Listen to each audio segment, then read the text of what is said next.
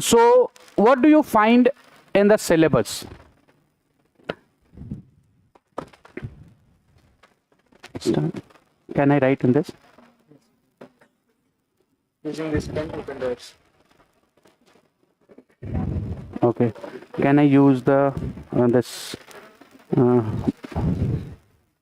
Now how I will change? Okay. That's from here I will change. No? Can you make it large? Okay. Okay.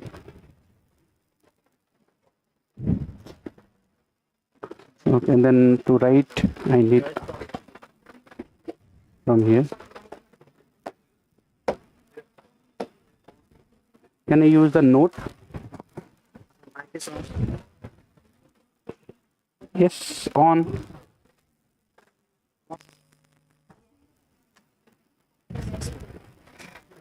The mic is on.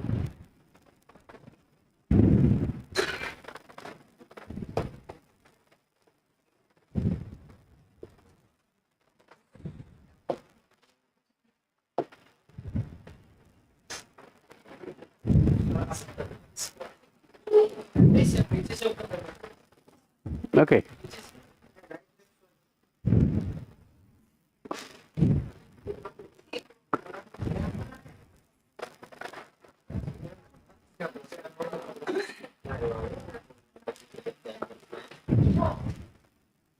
How to change the slide?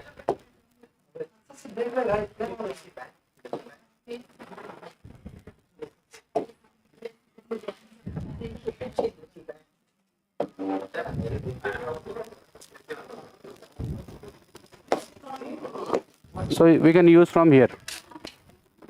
It is visible. So I'm Amit Naroni. I'm here to take your classes related to the polity constitutions. Okay. Before starting the class or before starting the concept, we should understand the syllabus provided by the commissions, UPSC. What they want to ask from you. Now, as I'm saying that, have you gone through the previous year paper or a syllabus provided by UPSC? How many of you have syllabus with you at your study table? 2, 3, 4, 5, 6, a few. How many of you have an PYQs, previous year question paper, with respect to the subject, whether it's a mains or been called a prelims?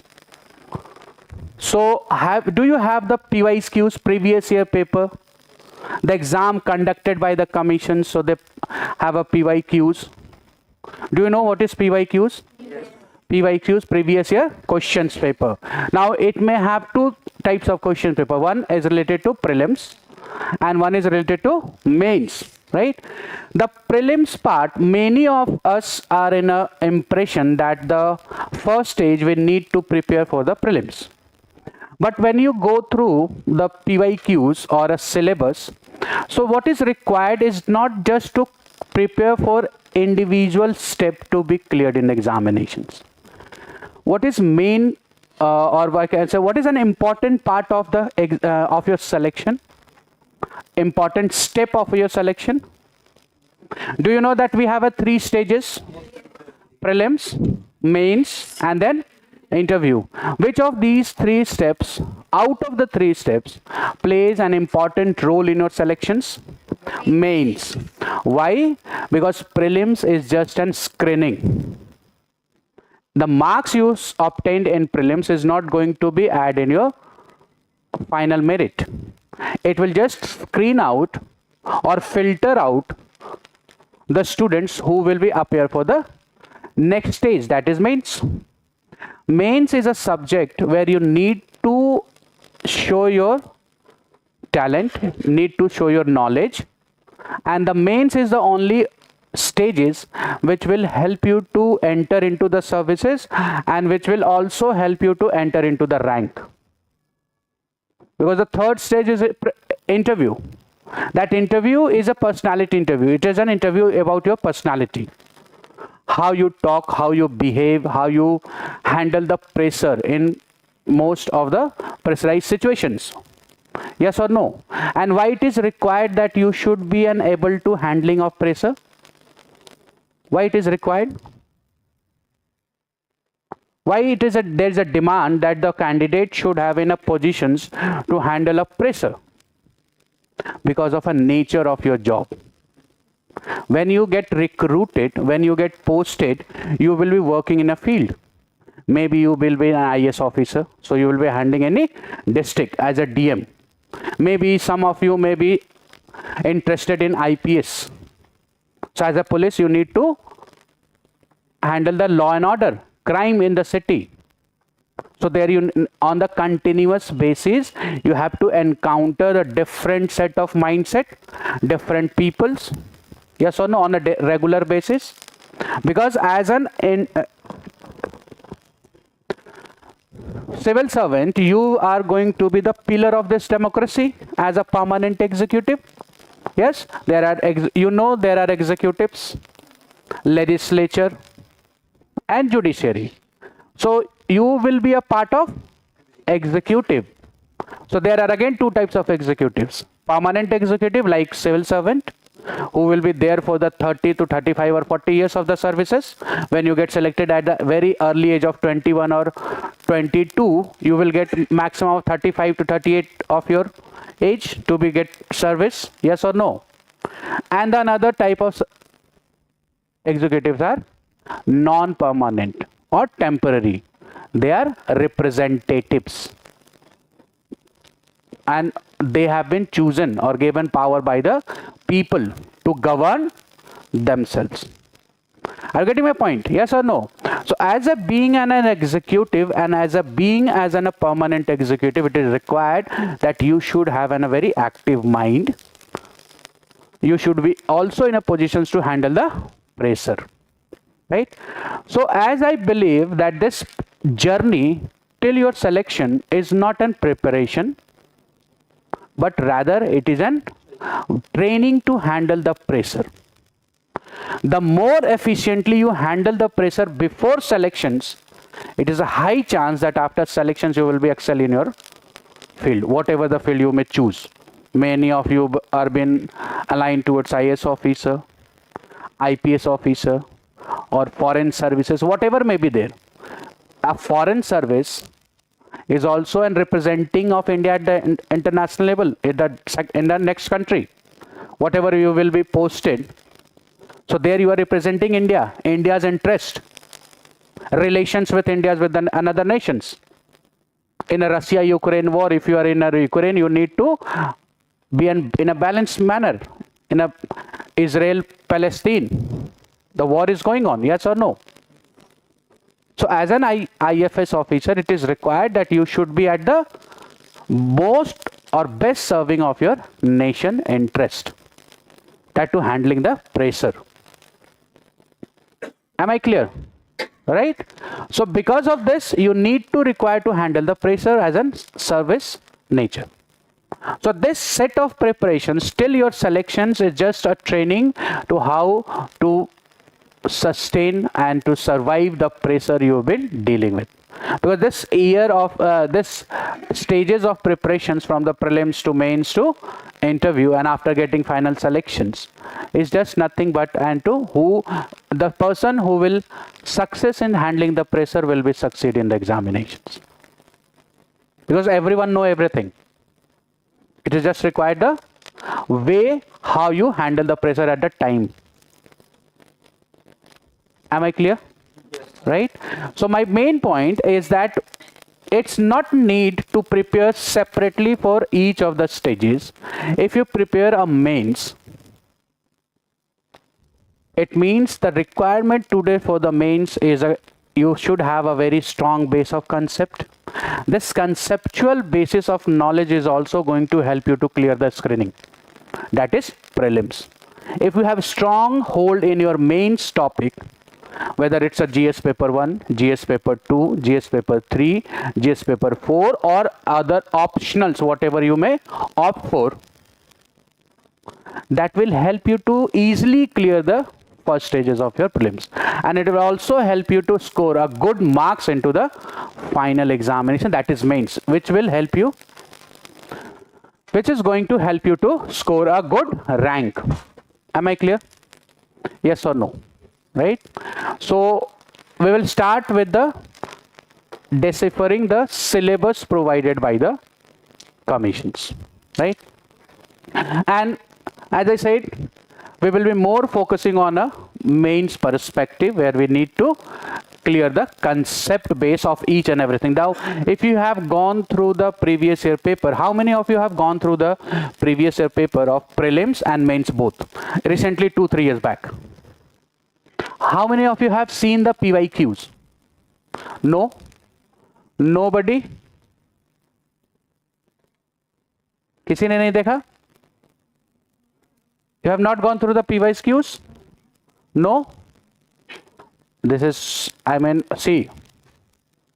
Why? Let's start, before starting the discussion of syllabus, let me explain why it is important to have a syllabus and to PYQs. Why the UPSC provides a syllabus? You might have heard, Ji. Know the what to study. No? What to study.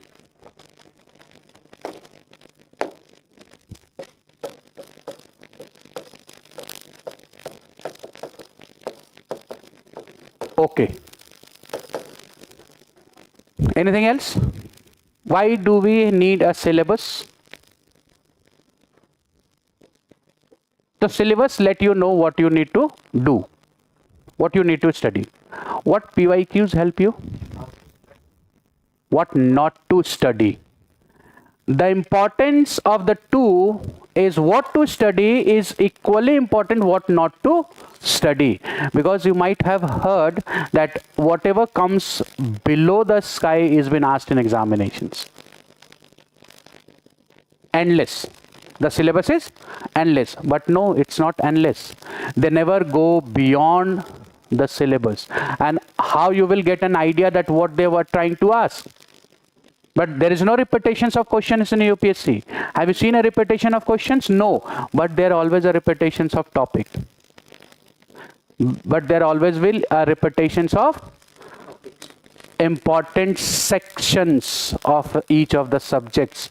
Then what is an important sections? How you will come to know? That is through the PYQs.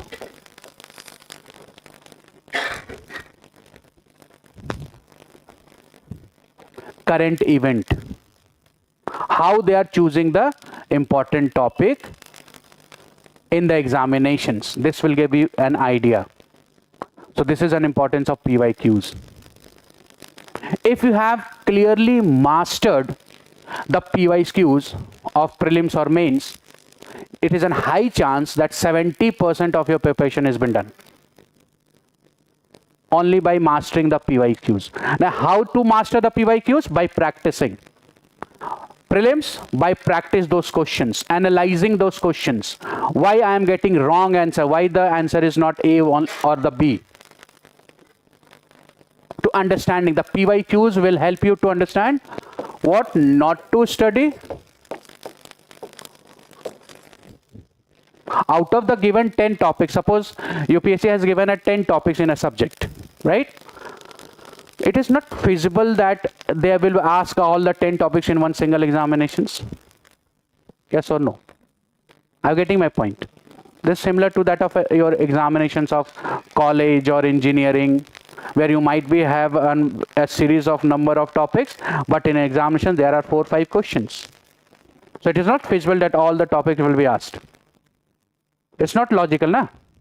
So what they do, so what you need, what you will get an idea is that which of the following topic is to be most to be preferred, more to be focused. I'm not saying that the questions from which the topic they have not asked will not be asked. There will be asked, but it's a high chance there will be one question. But the topic will be there. So this will give you an idea that how to prepare and limit. See, UPSC examinations, its syllabus is limitless. There is no limit of the syllabus. Like if I say that like current event. So we have around 200 countries in the world. UN registrations. If UN recognized 200 nations, more than the 200 also, but the UN has recognized 200 nations, so there are 200 nations. And out of the 200 nations, I think that India has a relations with almost 150 or 180 nations of the country, bilateral or through the groupings. Yes or no? So are you in a position to study all the happenings of the 150 or 200 nations? It is feasible for a human? No, it's not feasible. So what to leave and what not to leave? Are you getting my point? This is how we are going to get an idea from the PYQs. A syllabus. So this PYQs of a mains, of a prelims will help you to restrict. Though the syllabus is limitless, but you need yourself to be restricted within a vicinity of the PYQs, within a boundaries of that limitations of PYQs, and that is more important. See, each subject have a different set of books. Yes or no? You might be heard about the this Lakshmikant is also there for the polity. Yes. Jain Pandey is also for the polity. D.D. Basu is also for the polity. Subhas Kashyap is also for the polity. Like similarly, Subhash Chandra and S. Chandra is also for the history. Spectrum is also for the history. A.L. Bossam is also for the history. So there are a lot of books. It does it require that you should having or you should reading all the books in one topic or in one subject? If you have started reading all the books in one subject, can you imagine when you will be in a final positions to clear the examinations? If one subject have 3 books, so there are 10 to 12 subjects. That means 33 or 36 or 40 books you need to study. Then you need to also revise all those. So it is not feasible. So it means you need to restrict yourself, restricting your preparation. And how to restrict? The syllabus and PYQs will let you to guide like a GPS when to take right and when to take left, is helping you where to restrict and how much to restrict yourself. Am I clear? Yes or no? Are you getting my point? So before starting your preparation, it is very important, it is suggested that you should invest at least 3 to 4 months in deciphering the syllabus provided by the commissions, UPSC. It may take a time, it may indulge you or 3, some may take 2 months, some may take 3 months. It's not an issue. Everyone has a different capabilities. Everyone has a different caliber. So don't compare yourself with others. What you need is just to decipher, just to understand. I bifurcate the given syllabus into as many as small topics you can. A micro level analysis is required for the topic. And once you have done that, once you have understand the concept of the given topic in the UPSC, because UPSC is not giving anything random. There is a logic behind providing a topic. For example, if I let you understand how this can be stated, like in 2013 there was a syllabus change for the mains. Yes or no? Before 2013 there were 2 subjects, 2 optionals were there, and GS has only 2 papers. But after 2013 there is 1 optional is eliminated and there is only 1 optionals you need to prepare for the mains. GS paper was increased. One of the subject in the GS paper 1 is Indian society. They have clearly mentioned Indian society. Why they need you to understand the Indian society? Because the subjects are removed, so you need 1 more subject to study. This is the logic behind adding. Then why it is necessary to have a knowledge or have to study Indian society? Because you are going to work within a society. A Orissa person selected is going to work in a Gujarat, Bihar, Tamil Nadu, anywhere, any other state is going to work after getting selected as an IAS or IPS is going to be handling the Orissa state, Bhubaneswar or Cuttack. So unless and until the individual who is going to interact with the majority of the populations, if they have no idea about the how the Bhubaneswar society is running or how the Bhubaneswar society is behaving, it is possible for him or her to run the state? No. So it has to study beforehand. It means the UPSC want you to have an experience, at least on a knowledge basis, before entering into the field. So this is a logic why they have been doing this. Are you getting my point? Yes or no? So this is how you will get an idea when you will go through the syllabus provided by in a detailed manner. So today, as a part of paper 2, Polity and Constitutions, I am going to decipher the syllabus provided by the UPSC for you in a very elaborate manner. There we will discuss everything, what is required, what it does not required, what does it mentions, whether only we need to study only those points which has been mentioned, or also we need to study those topics which are inherent. Do you understand the meaning of implicit and explicit?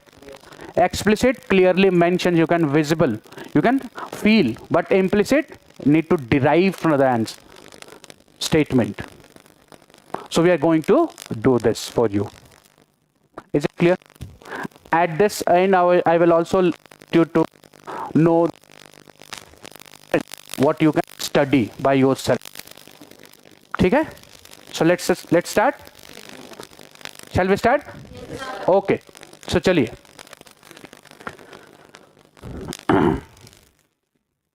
So we'll start with the subject. So here a mains, what does it, they have given a mains GS paper 2, governance, constitution, polity, social justice and international relations.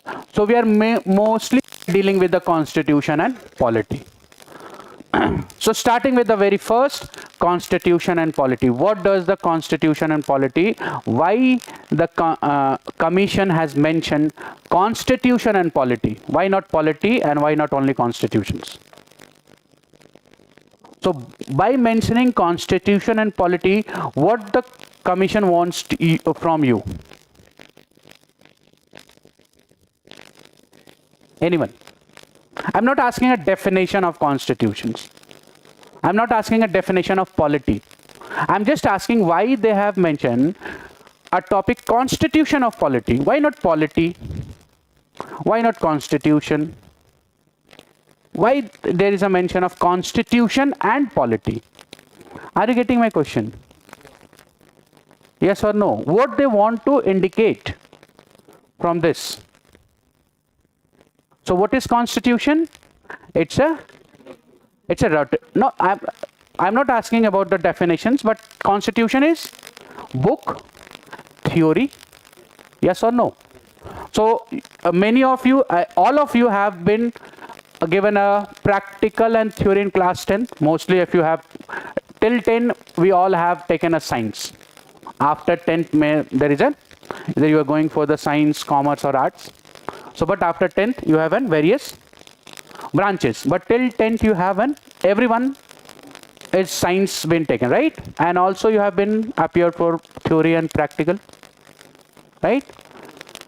So science has two parts, theory and practical. Similarly, what the Constitution Commission wants from you is not only to memorize or understand the theoretical parts of the constitutions. That is constitution. So when we say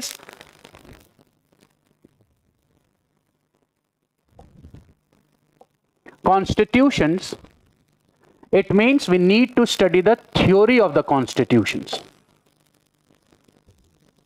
How parliament functions, how governor functions, how president is, what is the functioning of the president, what is on separation, how the legislature is functioning separately from the executive. Yes or no? These are the theory, what you can go through the constitution. So you will find this, article 1 talks about this, article 2 talks about this, article 11 talks about this, article 35 talks about this. These are the mentioned in the constitutions. So constitutions, you are getting an idea what are the theoretical values we have. Yes or no? And then what is polity? So polity is a kind of practical. Now practical of what? While implementing those theory, what are the challenges we are going facing? Like if we know that the governor has been appointed by president and he's a constitutional head of state, right? But what are the challenges between the state government and governor? What is judicial review? What is doctrine of basic structure? As we know that the article 368 says that parliament has power to amend any of the constitutions. This is theoretical part. 368 says parliament can amend constitutions, make changes in the constitutions by adding anything, by removing anything, or by making changes into the subject matter. But this has been done by the parliament by using 368. But judiciary is interfered. Why? Because of the practicality of that. Implementing those provisions given in the constitution has resulted in violations of individual rights. That has to be secure. Yes or no? You might have heard recently between the debate going between the Tamil Nadu government and Tamil Nadu governor. The governor is an union appointed by the union. They have been as a constitutional head. He is to help the governor or he is to constitutionally head the state. But there is a practicality differences between them. Structure differences. Why? How the president rule has been criticized. Yes or no? So in this, we are not just been asked to study the provisions of the constitutions, but also we need to study its implications. What are its implications? What is after effect, after implementing those, after following the rules and regulations, what are its implications? So because of this, it says that we need to study the constitutions and polity both. It means we need to study the theoretical part of the constitution, what are mentions, what are the provisions given in the constitutions, and also we need to study the theoretical part of the constitution. It means what if the suppose that it says that you can make any changes, what are its implications? How it is hampering the others? What are the others have an options to against that? So this is practicality of the constitution. Am I clear? Now the questions what they have been asking is been asking in the amalgamation of the two. Constitution has a provisions of appointment of governor. How it is impacting the federal structure? Its implementations. Yes or no? So that will need to be also studied. We need to give some examples also how a federal structure has been affecting. Those who are not in a position to understand the federal structure, we will discuss. But I'm just giving you an example. Judicial activism, judicial review. Yes or no? So these are the practicality and theoretical part of the constitutions, which we need at the same time both. It's comparative also. Its after effect also, if any demerit does it have, that also has to be studied. Like the Constitution 73rd and 74th says that you should or the state should be organizing the village panchayat, municipalities. The state should give them a power to make their own resources, financial, make taxes. But some of the states are not still conducting the elections. Some states are not still providing them a financial disbursements. So they are lacking in the financial matter. Yes or no? Are you getting my point? So these are the practicality of implementations of the theoretical part, that is of a constitution. So under this heading, whatever you are going to see the topic, that all topic has to be studied in the same manner. What is a practical, what is a theory, or means what constitution talks about it, what are the provisions given under the constitution, right? What are its effect in implementing those constitutions or those provisions of the constitutions, challenges of those. Am I clear? Yes or no? Clear? Let's start with the very first topic under polity and constitutions. So Indian constitutions, first of all we need to understand the historical pinning, historical underpinning. Now what is historical underpinning?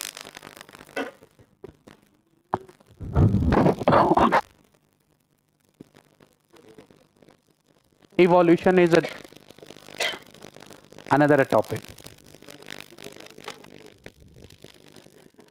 Evolved is a continuous process or it's a past thing? Evolution, it's a continuous process or it's something which has happened? It's a continuous process, right? So first of all you need to understand historical underpinning. What we need to understand when you see the historical underpinning, what do you get an idea? So what we need, as we know that we have been ruled for almost 200 years under a British rule. Yes or no? So they have makes many laws also. So under historical pinning, what we are going to study? The acts, British acts. 1935, 1990, 1909, 1947, 1773. These are the acts. Yes or no? Then plus Constituent Assembly, the idea which has instigated the formation of constitutions, whether it is to be formed by individuals or it is to be formed by or to be gifted by someone else, or it is who has been made them for themselves, how this idea came up, what are the Constituent Assembly, what are the functions of this. Historical pinning, it means how we have arrived to the constitutions. Am I clear? Yes or no? Now next, when we say about the evolutions, amendments, evolutions, the judgment. Now which are the authorities or authorized to make changes into the constitutions? It's a parliament through the amendment, yes or no? But do the judiciary also make changes into the constitutions? Yes. Through judgment they can make changes, add something, or may delete something, like NJAC Act. What is NJAC? 99th Constitutional Amendment Act. National Judiciary Appointment Committee. This was unconstitutional, called unconstitutional by the judiciary. It was an act of the parliament, yes or no? This was unconstitutional by the judiciary, Supreme Court, on the two grounds: violation of constitutions and independence of judiciary, involvement of Article 50 has been violated and basic structure has been violated. It means they have making changes into the constitutions. Am I clear, yes or no? So this is evolution. So when we need to study the evolutions, it means this evolutions has to be studied, that how it is. Evolutions mean what? It is continuous process. Living document. You might be have heard about the term that Indian Constitution is a living document. What does it mean? Living document means what? Why it needs to be changed? Why it needs to be changed? Why there is why the constitution has been opened that anyone can change? Why? What type of demand? Excuse me. What type of demand we are talking here?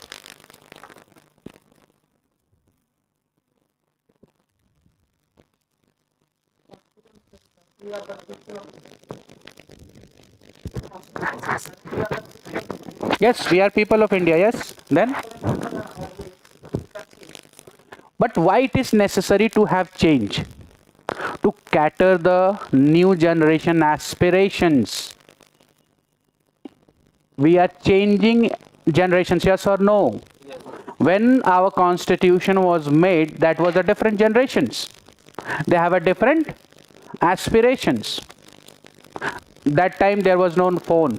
That time there was no internet. That time there was no social media. No threat to privacy. Data threat. Yes or no? But today's is a need. It comes in a basic necessity of individuals. So the constitution has to be in such a manner functions that the new generation aspiration should be catered in. And it is not about the today's generation, it is talking about the tomorrow's generation also. Sustainable development, the concept, do you understand? The concept of sustainable development. What is the concept of sustainable development? Use something in such a manner that should also be catering the future generations' need. So that's talk about the constitution. It's a living document. It means it is there to cater the inspirations, aspirations of every generations. As the time changes, it has given a scope to make changes into the constitutions.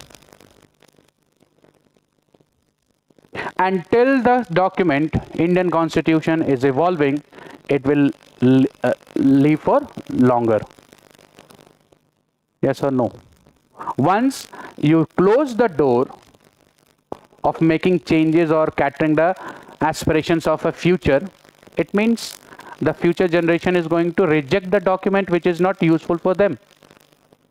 Am I clear, yes or no?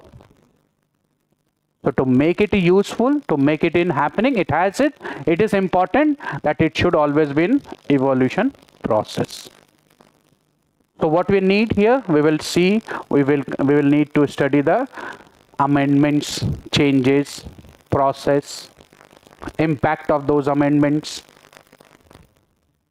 judgment by the judiciaries. One of the example I have given you, the NJSC. One of the example is doctrine of basic structure. That was not mentioned in the Indian constitutions. Yes or no? Clear? Next, when we talks about and features, so what we need to study under the features?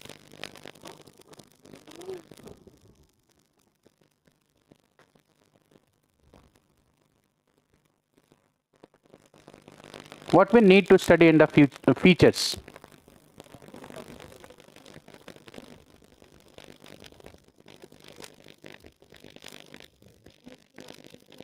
Nature of the characteristic of the institutions. Constitutions, like any example. Exactly. Features means what are its uniqueness? Parliamentary, whether we are following a parliamentary form of government. Now when we study this feature, parliamentary form of government, we just not need only to study the feature parliamentary form of government. What does it require? Because it has a constitution and polity.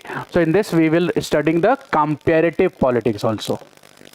And by studying comparating this with the comparative politics, the point 4 of the given syllabus, that is comparison of Indian constitution with the world constitution, is also be completed when we will each of the features has been compared with the world. Parliamentary form of government, how it is different from the Indian to the UK, where we have taken from, and how the parliamentary form of government is different from the presidential form of government. The question has been asked many a times. There was one question asked that after the independence of 65 years has been done, adoptions of parliamentary form of government, it has not produced what it has meant to be. Full stop. It is high time to change parliamentary form of government into presidential form of government. full stop. Give your opinion. Do you understand the question? Yes or no? So now you need to write around the questions. So for that we need to understand both, and also we need to understand why we have opted for the parliamentary form of government, why we have not opted for presidential form of government. Because when there was an constitutions formations was going on by the framers of the constitutions, both the institutions were existed. Yes or no? Presidential form of government has been practiced by the US and it's the oldest constitutions. USA has the oldest constitutions. Am I clear? Yes or no? So why we have opted for the parliamentary, not the presidential? That also has to be studied in the future. Am I clear? Right? Then rigidness of the constitutions. Then federal character of the constitutions or unitary form of government. What is unitary? Unitary means not federal, and federal means not unitary.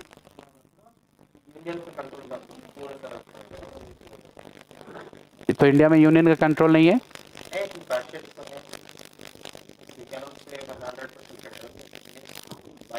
So we are unitary. So what is unitary? You are on the right track, but needs to be specific. Unitary means concentration of power. Federal, decentralization of power. All the stakeholders who are in a participant is to be having an equal power and sovereignty. Right? So in this again we will study federal character. So do we have a true federal nations? What type of federations we follow? That is to be studied. Again a comparative. Are you getting my point? And these all small features and all will not be studied separately. Feature, study this, no. All the provisions of the constitutions what we are going to study, all these comparison will be done at that point of time. So whenever you've been asked a questions, you need to concentrate all those points what you have studied at a one place and need to write down the answer. Are you getting my point? Yes or no? The most important thing what you need while you're studying is required is that you should have an idea that there is no alienation in the place. You cannot segregate a topic. Even you cannot segregate one subject from the other subject.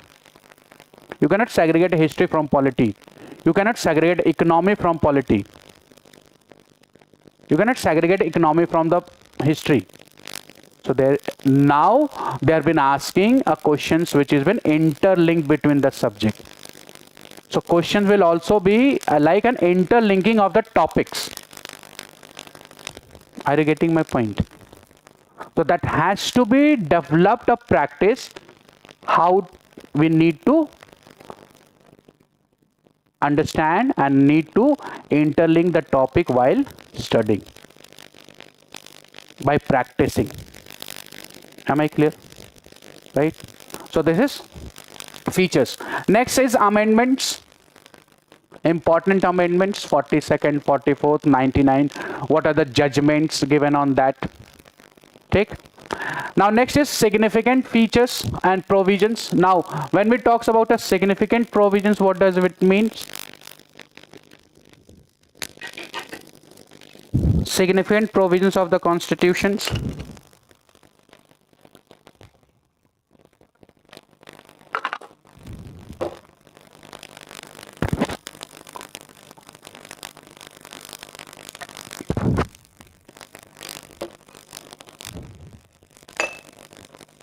बताइए. Significant provisions means what? It means when you analyze the topic na syllabus, you will not find anywhere the mention of the topic like fundamental duties, fundamental rights, directive principles of state policy or citizenship. then it means that we do not required to study. That has been mentioned in the significant provisions of the constitutions. When you go through the given syllabus of the UPSC, you will not going to find the mention of these topics. So where does it mean we do not need to study? We need to study. Under what conditions or under what topic? Significant provisions, like significant provisions of citizenship, significant provisions of rights, fundamental rights, significant provisions of directive principles, fundamental duties, and then a basic structure, doctrine, which is an originated from the part 3rd of the constitutions. That is fundamental right. Basic structure, how it has been originated? By the act of the amending the power of parliament. So it was disputed whether the parliament can amend any part or not. That has given a scope for the doctrine of basic structure. So this has to be studied under this heading. Am I clear, yes or no? Is it clear? So this is the first topic of the syllabus. Now when we move to the next, that is second, that talks about functions and responsibilities of what? Of the union and states. Issues and challenges pertaining to federal structure. It means we need to study the center-state relations. It means here we need to deal with the original jurisdictions of the Supreme Court. It means here we need to study the cooperative federalism. Do you understand cooperative federalism? What is cooperative federalism? Any example of cooperative federalism? Any example of cooperative federalism?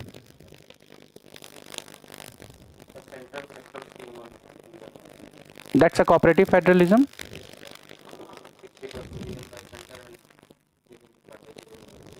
Okay. Any constitutional provisions? That's a legislative. I am talking about a cooperative federalism. What does the cooperative federalism terms means?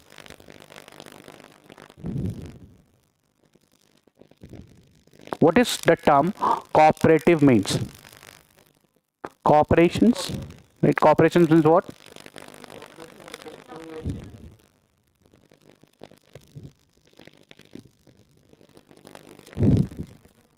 Corporation of?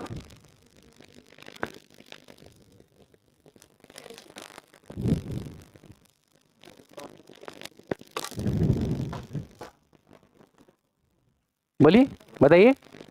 Cooperation means what? Working together. Yes. Cooperation means working together. Working together with respect to the disputes. If any dispute is there, we need to work together to resolve the disputes. Interstate Council. 263. Zonal Council. Are you getting my point? So these are the mechanism or tools which helps the state to resolve their disputes by themselves, by sitting on a table and discussing related to the matter. So this is what we need to. Issues and challenges, like water dispute. Vamsa Dhara dispute is between Odisha and Andhra Pradesh. Yes or no? So that dispute is a federal dispute. Any disputes between the two or more than two states is a federal dispute. Yes or no? That has to be resolved by sitting in a table together to be dispute resolution mechanism, making and terms and understanding each other's. So issues and challenges and what should be done to those, like interstate trade corporations, one of the challenges, entering from one state, traveling to another state, and delivering to third state. So interstate trade, business, commerce. So that also one of the challenges. Someone is charging more. Am I clear? Yes or no? So what are the challenges with respect to the center-state relations, federal relations, GST, taxation policies? Am I clear?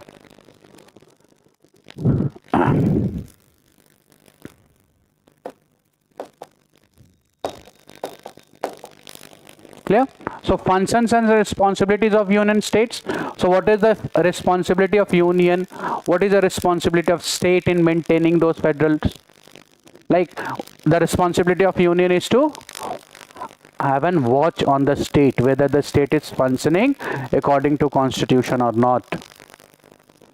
365. Give direction to the states.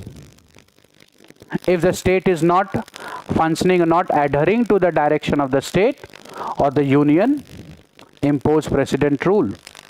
356. So one of the challenge in the federal relations. Are you getting my point? Yes or no? Is it clear? Right? Then devolution of powers and finances. Now devolution of power means decentralization of power. So there is a two term.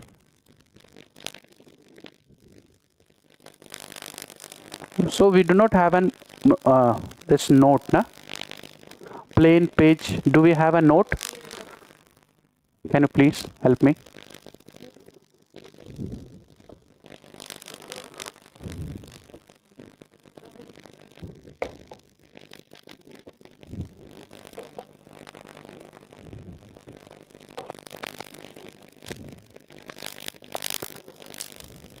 Okay, and how I will switch to my.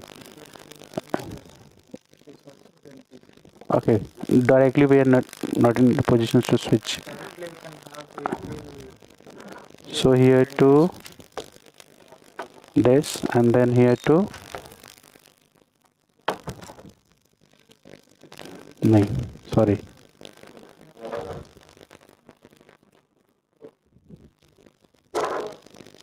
Okay, now this is PDF na. This is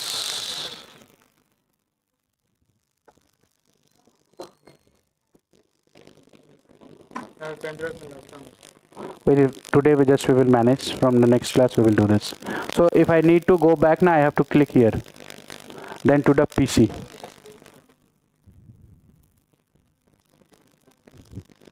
So this is also new thing to study.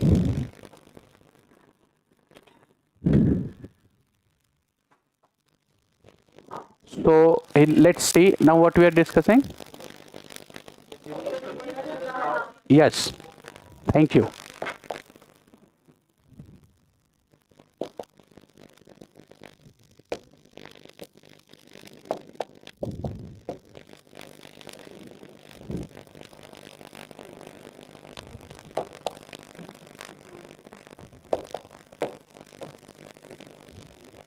So the two term is there, that is, one is separation of power and one is division of power.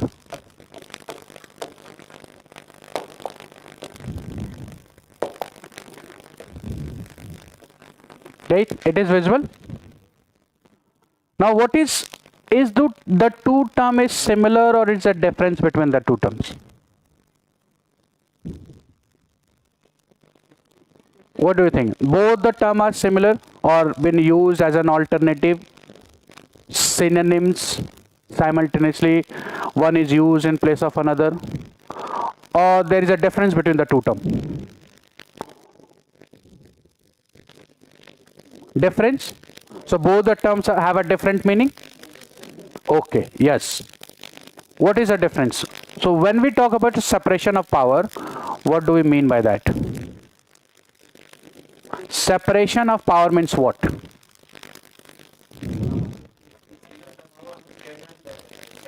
Okay, so separation of power, I'm just taking your input. So as you said that the separation of power means power is divided between, or a decentralization of power, right?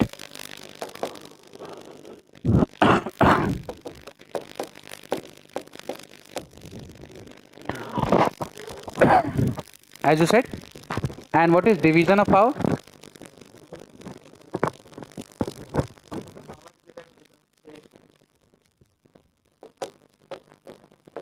Power given to, allocated or given.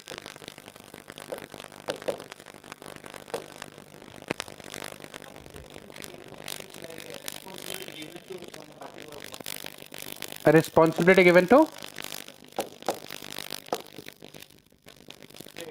state. State or UT. Anybody else?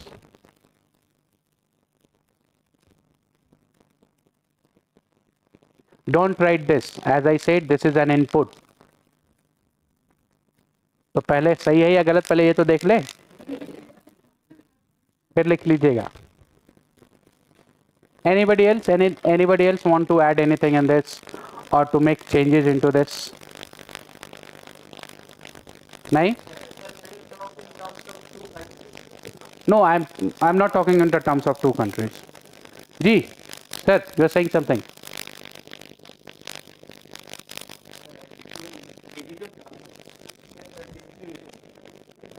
I not said it. I just asked you the division of power. I'm asking. Now I will let you know what does the two terms means, but I want to know whether you are familiar with the term or not.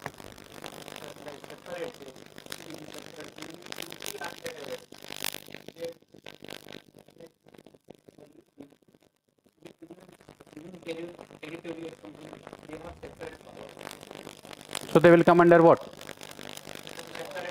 This, under this. So power given to UT. Okay, and here, okay, 356. President rule. State failure of state constitutional machinery. Okay. Do you know khichdi? What is khichdi? This is what? This is what? This is khichdi. Everything is wrong. Now we will come to the place. Now, so this is what khichdi is.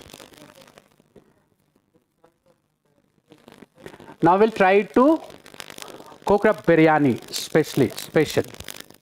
So when we talk about a separation of power or division of power, so separation of power means that the power should not be concentrated at one hand. The power should not be concentrated. It should not be amalgamations of power at one hand. So as we know that the government has a different organs. It has a legislature, it has an executive, and it has an judiciary. So this legislative part of the government functions what? Do what? Legislature means what? Law making. Example, parliament. State legislature. Yes or no? So one of the functions of the parliament or the state legislature is to legislate. Legislate means to make laws. Are you getting my point? Right? Second is an executive. Now what is executive is doing? Is executing the law which is made by the parliament or a legislative body. If we consider in the terms of any country, if we see, whether it's in India, I'm not talking in terms of only in India, I'm talking in the terms of general terms. Am I clear? Yes or no?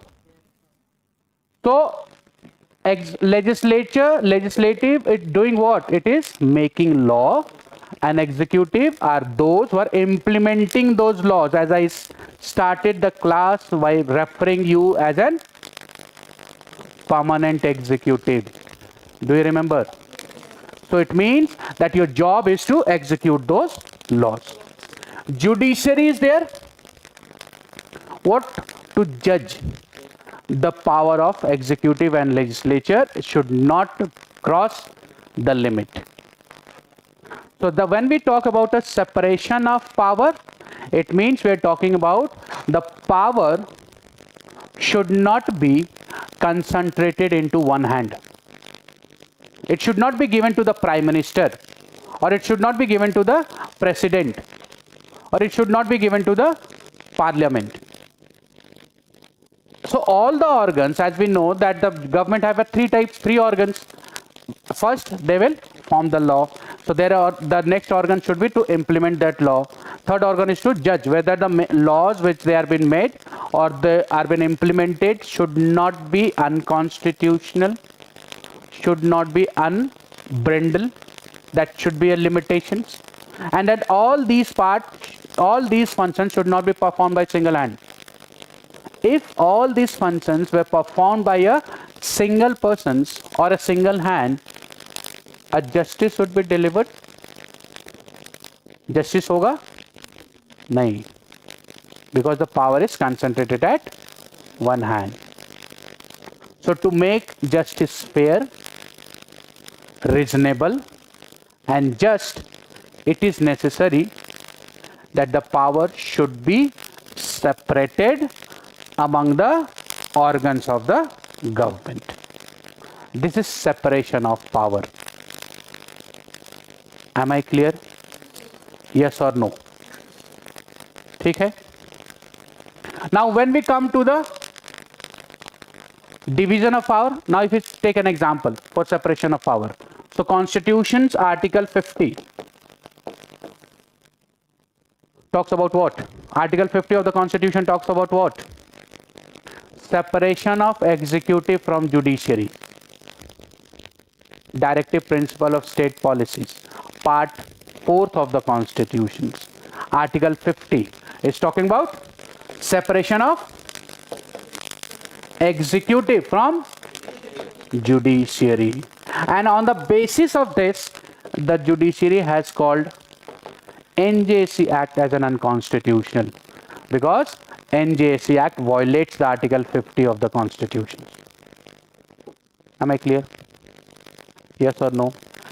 In the discussion, when we will start discussing our syllabus or to the constitutions, so in the discussions we will come to know that this separation of power is in India and in USA how it has been different, how they are practicing.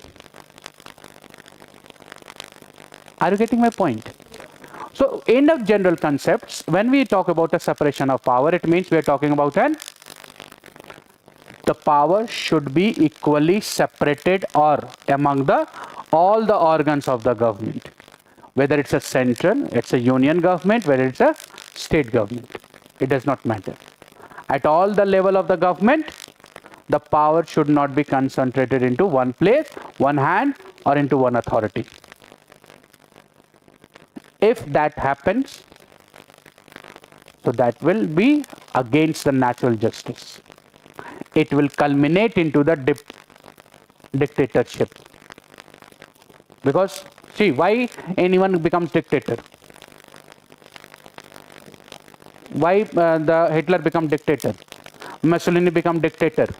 Why North Korea Kim Jong-un become dictator? Because he has all the power within his hand. He is the one who can make any law.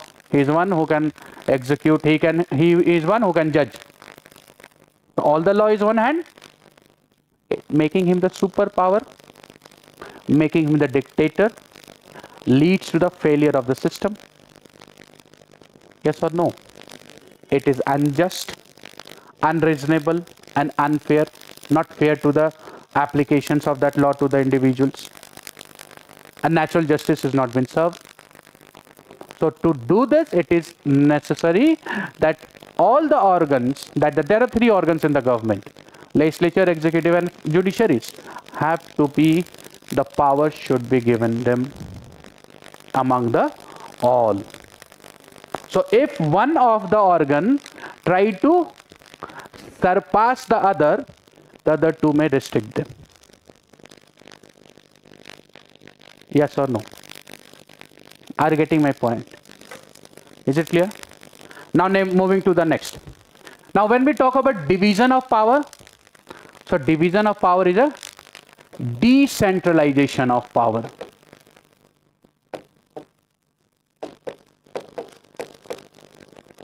Now when we talk about a decentralization of power, it means the power is been divided union, state,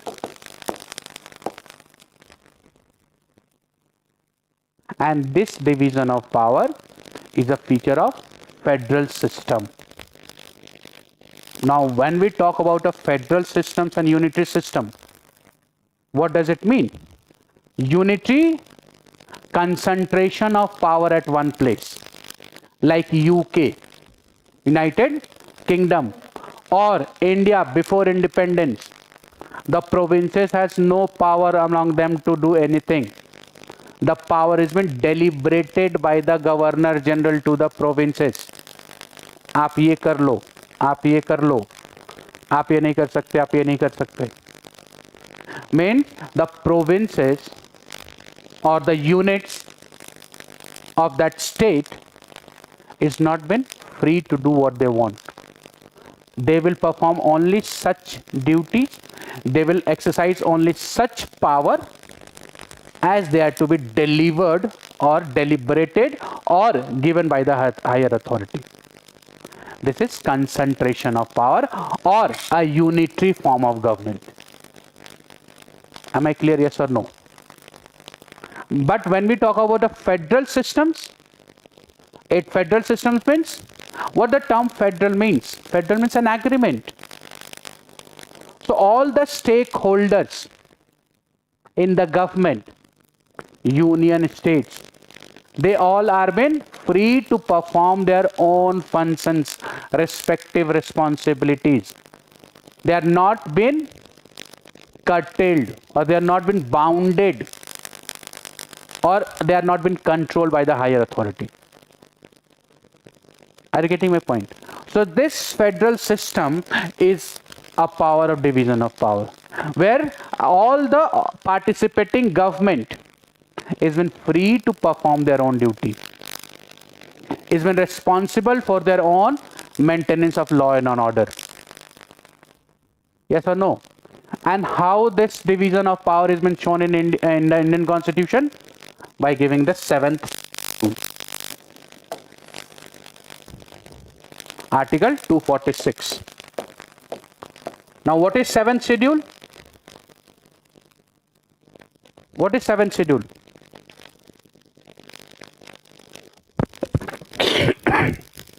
Yeah, exactly. 7th schedule is a list. List of what? No, it's a list, union list, state list, Congress. Yes, okay. But what does it mean? It means it is dividing the power. It's saying union, you can do this. This is your power. It means it's also restricting. It is restricting the state. It is restricting the union. You can perform only such duty. You can perform only, you can make laws only on such subject matter. Yes or no? Are you getting my point? So it means it is ensuring this list, union list, state list and concurrent list. It means that it is restricting each of this participant in its own affair. Am I clear, yes or no? So division of power means decentralization of power. It means the power should be reached at the bottom level. This is the two-tier arrangement. But through the 73rd and 74th Constitutional Amendment Act, and this is related to the panchayat and municipality. So through this act, it has also concluded into a true decentralization of power. It means now we have a 3-tier of government: union government, state government, and local self-government at the village and at the urban areas. A true decentralization, can we call it a yes or no? So people at the lowest level are also responsible for the law they want to be governed in the local level, what they want from in the village. Whether some village needs a granary, some villages need a road, well, water, school. It is whom now we will decide, the people, the resident of that place. So can we say now it is a true decentralization of power? The power isn't percolated at the lowest level? Yes or no? Right? And this is also an example given from the your 11th schedule and 12th schedule. This is related to the panchayat, and this is related to the municipality. Now when you go back to this syllabus,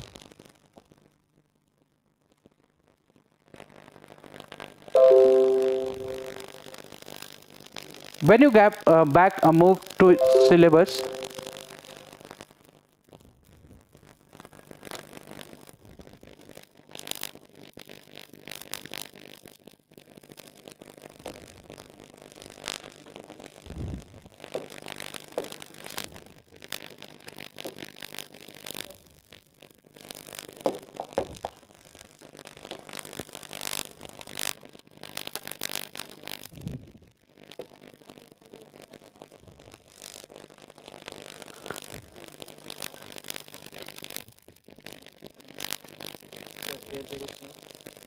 yes, we are doing this. Then we need to go back to, you want to open the folder here, what we, okay, thank you. Pen. Thank you. So what we have seen in the division of power are two decentralizations that we need to again study under this. Devolution of power and finances up to local levels and challenges therein. What are the challenges? Challenges means problem faced by the local self-government while implementing or while devolution of power or managing of finances.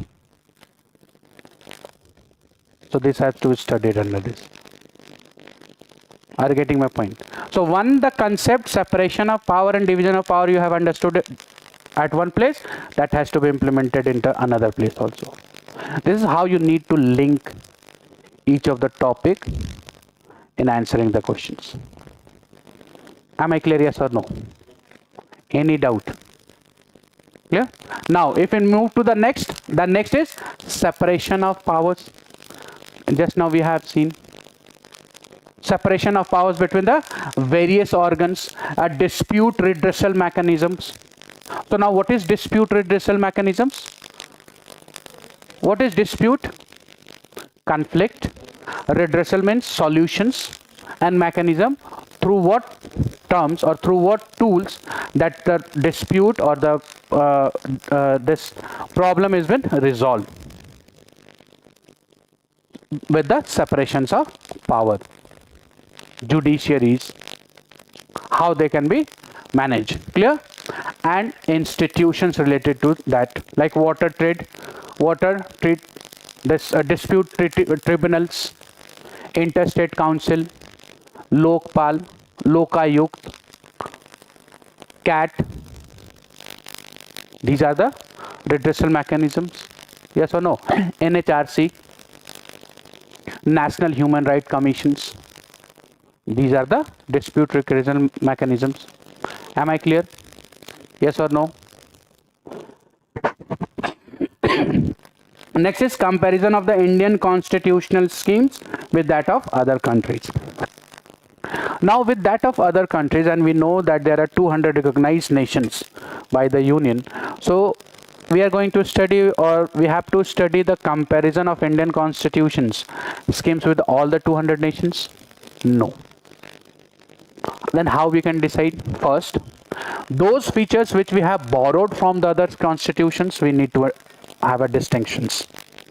As we know that many of the constitutional provisions are been taken, inspired from the other world constitutions, like Government of India Act 1935, UK constitutions, USA constitutions, USSR constitutions, Germany constitutions, right? Ireland constitutions, Australian constitutions, South African constitutions, Japanese constitutions.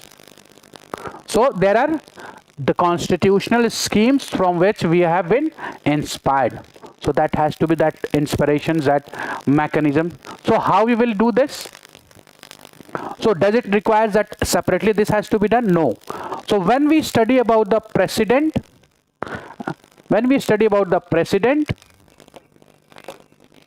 so we'll compare the president with the US president and how the French president is elected. It means the president is an head of the state. So we'll compare the head of the state with the Indian president with the head of the state with the USA or the France, or sometimes with the Britain also as an head of the state. We have a republican democracy. Britain has a monarchical democracy. Yes or no? Are you getting my point? Then when we will study the prime minister, that is head of the government, again the prime minister with the UK, how it is different from the UK. There was a question, once a speaker is always a speaker. Have you seen these questions? The question is, which was asked in examination.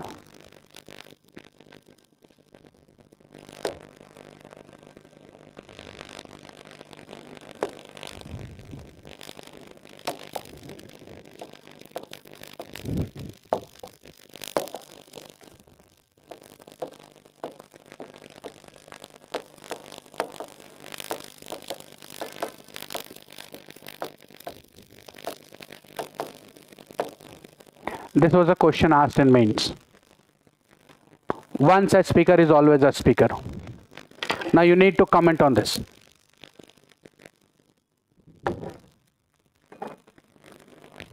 So have you heard this? Any idea about this? What? Yes, it is a feature of UK. So this is, now here we will, again what we will do, we will take a comparison when we will study the parliament, when we will study the presiding officer of the parliament, how the feature of this has been evolved in the UK, whether it is in, this feature is in the India or not. So this is how we need to study in a basis of making a comparison, like parliamentary sovereignty, judicial sovereignty, or a judicial supremacy, parliamentary supremacy, right? So there are three nations, comparing India with the two other nations like UK and USA, right? Just a general questions. Out of the three of these states like India, USA and UK, what all these three states have a supremacy?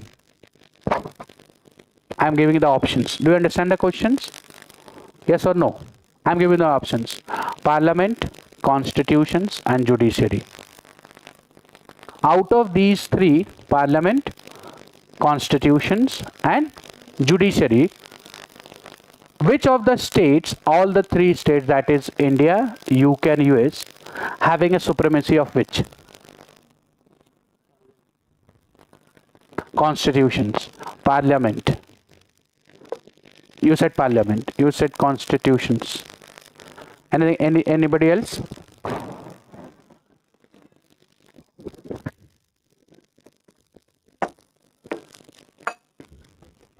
Anybody else having any idea? Parliamentary supremacy Of where? Sorry? Someone is saying something. Parliamentary supremacy. Which nation has a parliamentary supremacy? India? Constitution. Which nation has a constitutional supremacy? India? UK? Indian? Okay. So we can say that India, I have given you the three options with the three nations. This is supremacy. Right? Supremacy of constitution supremacy, parliament supremacy and judiciary. Do you understand the meaning of supremacy? What is meaning of supremacy? लिखिए मत.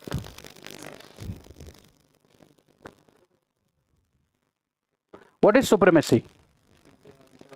Supremacy means what? Extreme power. Okay. Having the supreme, top, above all. Okay. Take it. So now these are the three. You need just to mark your the answer. Which one follows what? So Indian state having which of this? That's all the three. All the three. No, sir. UK has not come. So no, I'm talking about the India. I'm talking about the India. Let's stick to 1 to 1.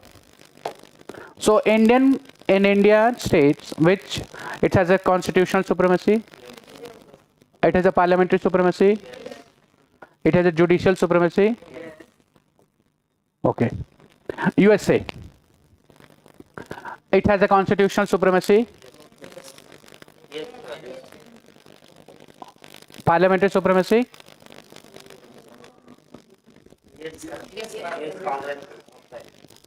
So you are not confident.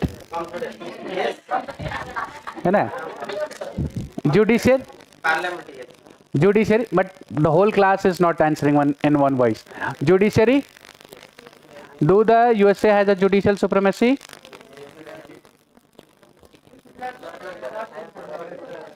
Okay. UK? So the UK has a constitutional supremacy? Yes? No? So someone yes and no. चलिए दोनों ले लिया हमने. Does it have an parliamentary supremacy? Yes. Does it have an judicial supremacy? Judicial supremacy? Yes. What you said. This is not what I am going to say the answer, but this is the input. Now, at the very beginning of the question that I have asked you, do you understand the meaning of supremacy? You all said? Yes. Now, supremacy means what?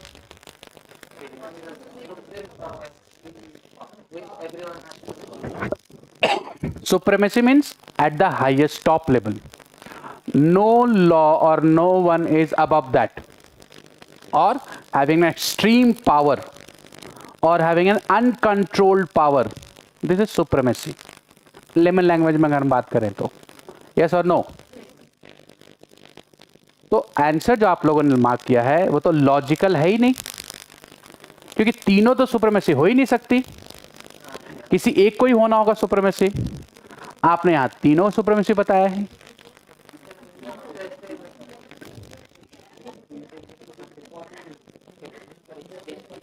यहां भी ऐसा नहीं हो सकता और यहां भी ऐसा नहीं हो सकता.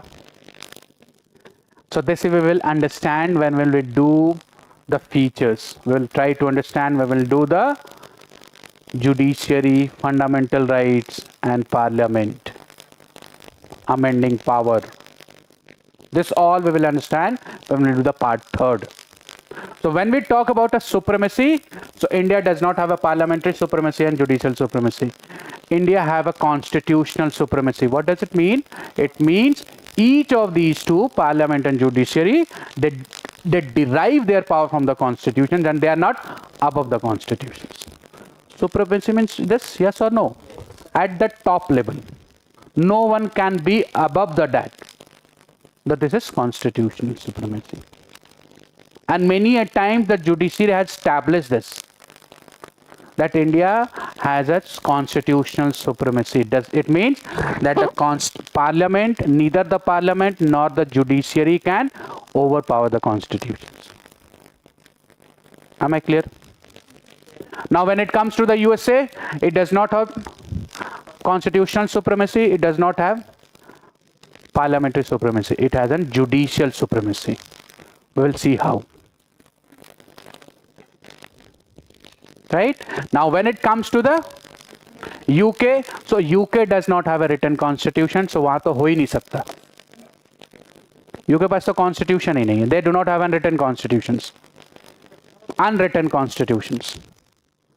Right? So they cannot have a judicial constitutional supremacy, and they also do not have a judicial supremacy. They have a parliamentary supremacy.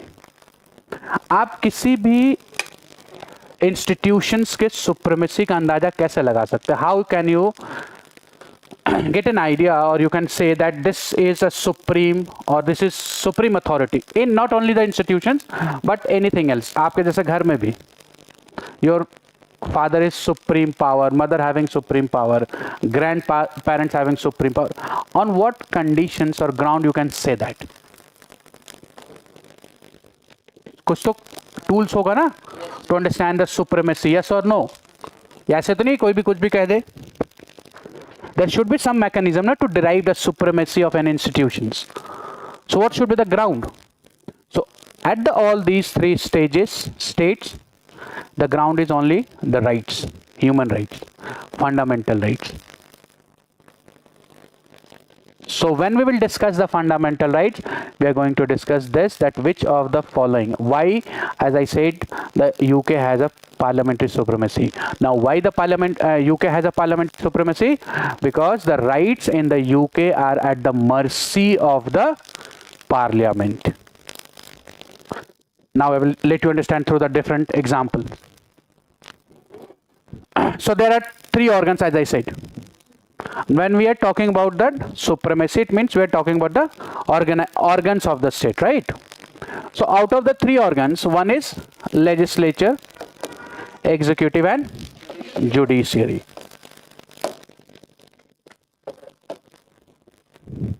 Is it clear? Now when we talk about an UK, that is Britain Parliament. So whenever an individual rights is been infringed, abridged by any action of the executive. So if the executive arrest any person, or detained any person, or fined any persons without a backing of a law, what does it mean? It means, for example, you can understand that you are riding a scooty or bike without a helmet, and you are been over speeding, you are not following the traffic rule. So what will happen? There will be fine, and who will fine? Who will fine? Traffic police, and traffic police is an executive. Traffic police is an executive, yes or no? Now on what ground he will find you? On the what basis he will find you? But वो over speed कहीं तो हो लिखा, law तो होगी तभी तो on what ground? Motor vehicle act. So according to motor vehicle act you are overspeeding. According to motor vehicle act, you are not wearing helmet. According to motor vehicle act, you are not wearing the seat belt while driving. So you are been charged with the violation. Yes or no? What does it mean? It means that the action of executive is backed by the legislature. Legislature means by making a law. So legislature has allowed the executive to charge. Executive to make fines, yes or no? Are you getting my point? ठीक है. So now in terms of UK, so if any action of the executive, now when we talk about an action of executive, it means we are talking about which type of actions? Unrestricted actions, uncontrolled actions, or arbitrary actions. What is arbitrary actions? yes, there is मतलब कोई, there is no limit, anything can be charged. So any arbitrary action of executive, and by this action of executive, if rights of individual is violated, so judiciary, what the judiciary will do? Judiciary will restore that right. Any doubt? So please concentrate here. Is it clear? Yes or no? Any doubt till here? So what is the function of judiciary is to? So if anyone rights is violated, go to the judiciary. Judiciary will look at the matter. Okay, you do not have a power to fine the person, so your fine has been unconstitutional, invalid. You cannot fine. Return the money back to the persons. It means that the right which was violated by the action of executive is restored by the judiciary. Is it clear? Yes or no? But when it comes to the legislature, so by making any law, a legislature through law can take any rights of an individuals. So suppose they have come up with the law and they says now from today the right A is no longer available to any citizens. Am I clear? Yes or no? So the person whose rights has been violated, if they visit to the court, judiciary, and by saying that through this law my right has been taken, so now what judiciary will say? I have no right to interfere in the legislative process. Are you getting my point? Yes or no? Is it clear? It means that the parliament in the UK, through making law, can take away any law, anyone's right. So rights in the UK are on the mercy of parliament. So this shows that how the parliament is supreme in the UK. So whatever the parliament wants in the UK can do through the making law. It cannot be challenged in a court. And if it is challenged, the court cannot have any right or any power to call that act as an unconstitutional or invalid, whatsoever it means to be. This question has also been asked in examinations. Are you getting my point? Yes or no? This is how, this shows that how the UK has a parliamentary sovereignty. So in the UK, the judiciary has only power with respect to the action of executive. The UK judicial system has no power with respect to the action of legislature. So legislature in the UK can do anything, whatever they want, they can do anything. No one is there to stop them. It means they are the highest power. It means they can do anything. There is no one is above them. And because of this reason, the rights in the UK is not known as a fundamental right. It is only a right, because that is not been guaranteed and protected. Are you getting my point? Yes or no? Is it clear? This is the case in the UK. Now if we move to the clear, now if you see to the USA, again a 3-branch legislature, executive and judiciary.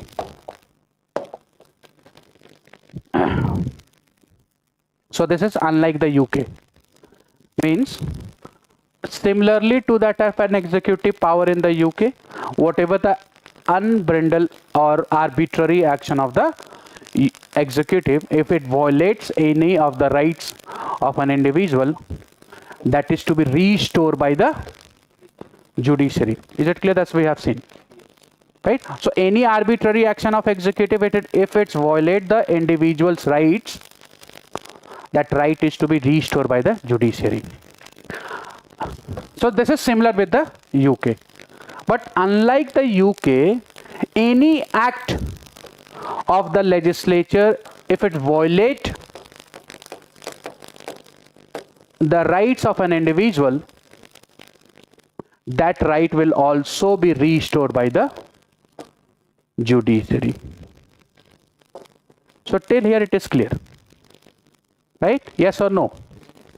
It means the judiciary in the USA have a power of judicial review, which is absent in the UK in terms of legislature. They can only review the executive actions. They cannot review the legislative actions in a Britain.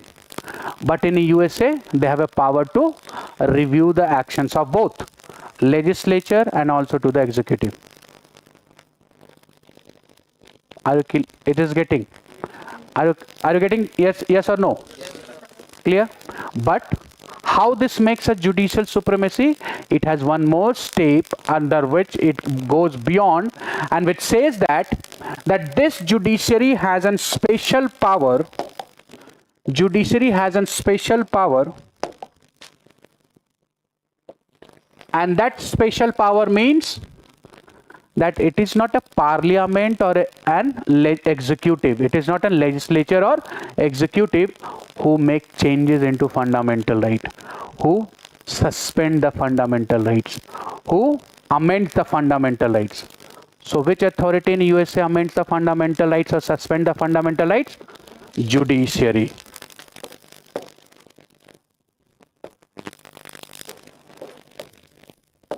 Or suspend the fundamental rights. And because of this power of judiciary of the USA makes it a supremacy of judicial system. Am I clear? For example, I will let you understand. Recently, 6 months or a year back, the USA Supreme Court, which in 70s has allowed as a right of an abortion given to the women as their fundamental right. That right, before a 6 month or a year, it been taken back, not by the legislature or executive, but by judiciary. So it is judiciary who is deciding that which right is to be provided to individual, or which right will be taken from the individuals. It is not a legislature or a executive who has been deciding, but it is to be decided by the judicial system of an USA. Am I clear, yes or no? So whatever, there is only one ground on which you can check the supremacy of any institution is that ground on which in the fundamental rights. Because every society has been built around the rights which society is providing rights to its individual in a modern democracy, in a modern state. We are not living in a medieval period. We are not living in an ancient period where the monarchy is prevailed. We are living in a modern era where the democracy is prevailed. So it is a responsibility of the state to provide rights to its citizens. So how these rights are managed, that defines the supremacy of an institutions. Am I clear, yes or no? Is it clear? So this we have seen UK having a parliamentary supremacy, USA having an judicial supremacy. Now when we come to the India,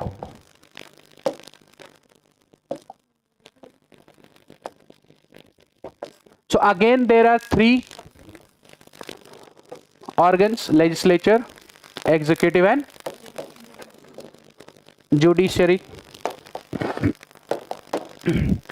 So any action of legislature infringing the fundamental rights can be challenged in a court, and the court will restore. Clear? Similar to that of an USA. any action of executive hampering the rights of an individual. So again that will be challenged in a judiciary, and judiciary will restore. That was to the opposite of UK and similar to that of an USA. But one difference. The difference here is that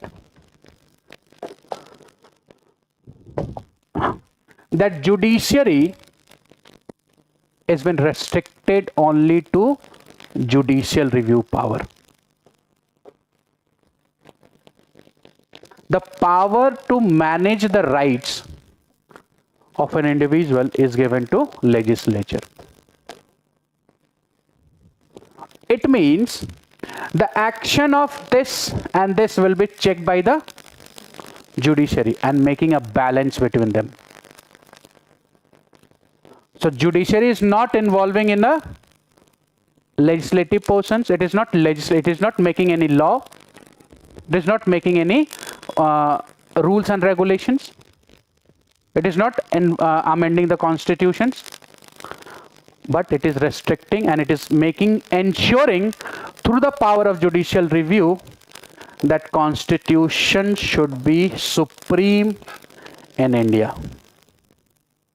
That legislature should act within the purview of the power given by the constitutions. It should not go beyond, and because of this we have a doctrine of basic structure concept, which shows that the parliament has a power to make changes into the constitutions, amendments into the constitutions, but that is not unbridled power. That is not absolute power. That is not arbitrary power. That is a restricting power. It means the parliament can make changes, make amendments to the constitution, but with the limitations. And the limitations is doctrine of basic structure. So through this act of an judiciary, it is ensuring that the judiciary, legislature and executive all should be within the purview of the constitution, and constitution have a supremacy. So India, in Indian state, we have a supremacy of constitutions. Am I clear? Now I hope that you may be cleared which state has which of the supremacy and why. The reason is also been clear. And this question has been asked in mains, in prelims also. Prelims में भी questions है. हाँ, ये supremacy on the basis of supremacy. ये जो मैंने आपसे पूछा ना, ये जो बताया ना, statement दिया था. There are 3 statements, and out of the 3 statements you need to answer. So एक statement में ये कहा गया था, the USA has a supremacy of this, unlike India. So out of this.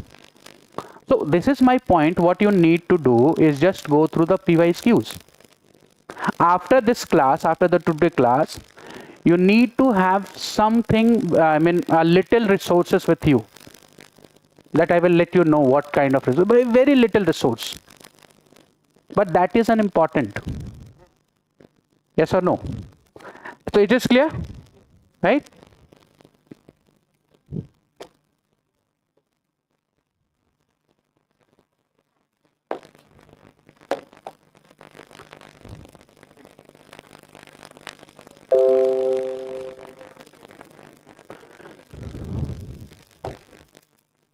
So this we have seen the comparison, right? Next is Parliament and State Legislature. Let's take a break of half an hour. Then we will continue at 4:30. 15 minutes. Okay, 15-20 minutes. Then I will continue with the after that. ठीक है? चलिए, let's meet after the break.